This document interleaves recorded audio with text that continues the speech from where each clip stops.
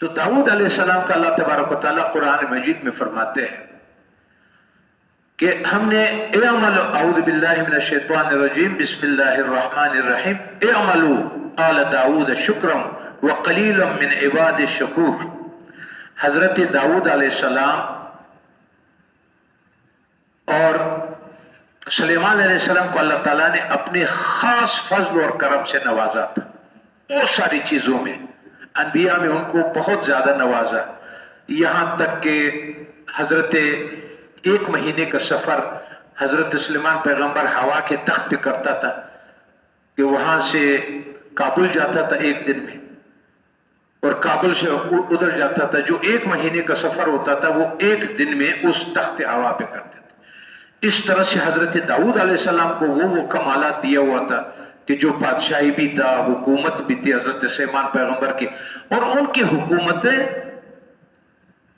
جنات پر بھی تھے، اس پر ہوا پر بھی تھے، بہت سارے مختلف تھے. ان کو اللہ تعالیٰ فرماتے ہیں کہ آپ عمل کرو. داؤد علیہ السلام سے کہا کہ شکر تم اور تمہارا اہل شکر کرے. تو حضرت داؤد علیہ السلام نے ایک مسئلہ بچایا تھا اور انہوں نے تمام اپنے اہل اولاد سے یہ کہا تھا کہ یہ مسئلہ بغیر عبادت کے 1 لمحہ بھی نہیں رہے گا، تاکہ میں اللہ تبارک و تعالیٰ کا شکر گزار اور حمد والا بندہ بن جاؤ جو اس کا شکر گزارے گا.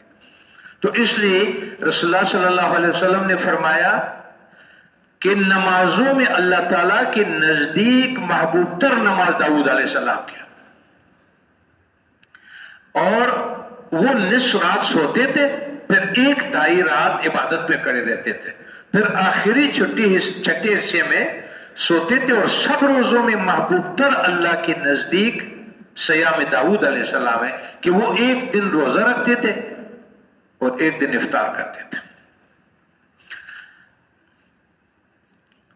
تو جب رسول اللہ صلی اللہ علیہ وسلم فرماتے ہیں کہ آیت میں یہ ہے کہ جب انہوں نے یہ نعمتیں دیکھا تھا اور شکر کرنے کو کہا تو اس کے بعد پھر انہوں نے اللہ سے ایک بات کی.